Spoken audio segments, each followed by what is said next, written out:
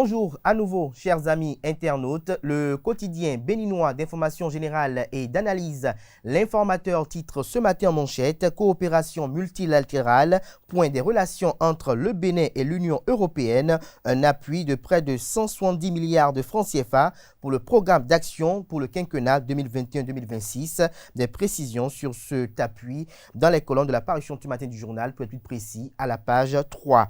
Paiement de 12 mois de salaire aux aspirants. Les précisions du ministre d'État Abdoulaye Biotchane vous sont retranscrites à la page 5 de la parution du matin du Canard Football. La CAN 2023 reportée en janvier 2024. Lutte contre le terrorisme. La police en tournée nationale. Des précisions sur cette tournée à la page 4. L'oreille droite de la une de ce matin de l'informateur. Comme à chaque parution, vous invite à découvrir dans les colonnes de sa parution le journal École produit par les étudiants en formation de journalisme à l'École supérieure d'administration d'économie de journalisme et des métiers de l'audiovisuel ESAE.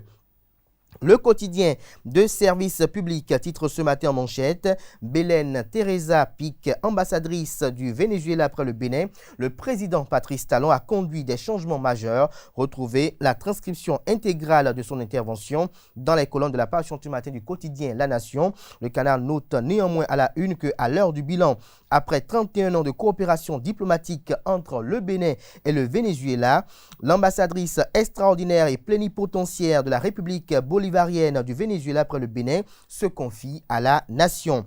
Elle ne manque pas de se prononcer sur la gouvernance sous le régime de la rupture, selon la diplomate qui se révèle une fine observatrice de la vie institutionnelle au Bénin. Cette gouvernance se manifeste par une nouvelle orientation qui s'appuie sur le développement de toutes les potentialités du Bénin. Retrouvez la transcription intégrale de ces propos à la page 2. Toujours à la une du quotidien de service public ce matin, commune d'Abomey-Calavi, comment un hôpital combat les sachets plastiques à Zinvier. Transformation de l'éducation. Le Bénin réaffirme son engagement, communique le quotidien national d'information. Baccalauréat session de juin 2022. Corriger type et barème de la série D dans les colonnes de la parution du matin du quotidien Fraternité. Le matinal à la une.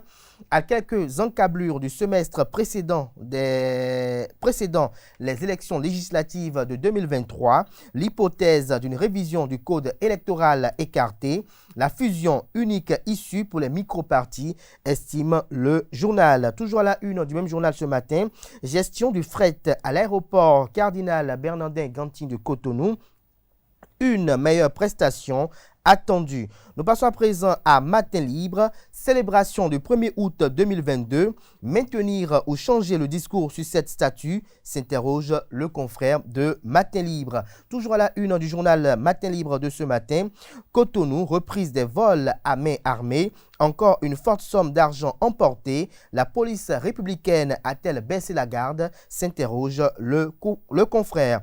Toujours à la une de la livraison de ce matin de Matin Libre, santé sexuelle, les journalistes pour déconstruire les mythes autour de l'avortement. Info Matin, ce matin avec une interrogation à la une. Présidence de la CEDEAO, à quand finalement le tour du Bénin, s'interroge le confrère. Décryptage des enjeux souterrains. Le quotidien Le Béninois libéré communique ce matin en manchette. En 1 du second quinquennat du président Patrice Talon, les grands axes du bilan de Biotchane vous sont présentés dans les colonnes de sa parution de ce matin. Le Canard fait ainsi allusion au passage du ministre d'État sur l'émission spéciale Le gouvernement en action. Construction de 4 centrales solaires à Natitengu, Djougou, Parakou et Boycon. Le ministre d'État Romuald Wadayi et son homologue de l'énergie Jean-Claude Dona Oussou signent les conventions de cession. Des précisions dans les colonnes de la parution du matin du journal Le Béninois libéré. La cloche communique ce matin en manchette. Signature de convention de concession de 4 centrales solaires photovoltaïques. L'administration Talon œuvre pour l'accès à l'énergie pour tous. 4 communes sont bénéficiaires de 66 MW. Le quotidien Le Grand Regard, porté en triomphe par la CEDEAO, Patrice Talon poussé à aller plus loin face aux défis sécuritaires. 15e circonscription électorale, Léopold Arwandinou et le MJ3P reçus au sein du bloc républicain. Dabarou à la une, Bénin face aux tentatives de recrutement des groupes terroristes, le chômage des jeunes, l'équation à résoudre. Le révélateur du jour à la une ce matin, audience à la Cour constitutionnelle, un décret de 1959 attaqué, des précisions sur ce titre à la page 4. Enseignement supérieur, allocation d'études, la demande en ligne possible jusqu'au 8 juillet prochain.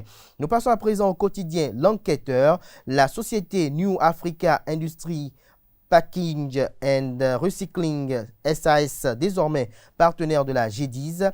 Le président directeur général Ulrich Adjovi fait encore un exploit, une fierté pour la jeunesse agissante, se réjouit le confrère ce matin. Son article est à retrouver à la page 3 de sa livraison de ce mardi matin. Notre époque, quant à lui, titre à la une ce matin. Assemblée générale ordinaire statutaire de la Fédération béninoise de football, les grandes résolutions vous sont publiées à la page 9. La cime de l'info à la une ce matin, société, un homme arrêté pour avoir violé sa propre fille. Le quotidien carte sur table, soutenance de thèse de doctorat au département des sciences de l'éducation et de la formation de l'Université d'Abomey-Calavi, Solange Odjo, désormais docteur en sciences de l'éducation.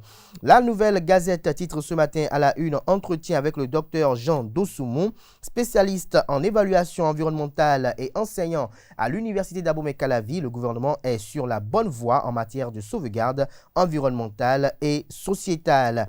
Toujours à la une du même journal ce matin, département de l'Atlantique et du Littoral, l'association des guides accompagnateurs et conférenciers est née. Madame Martine de Souza, plébiscitée présidente. Des précisions aux pages 8 et 12.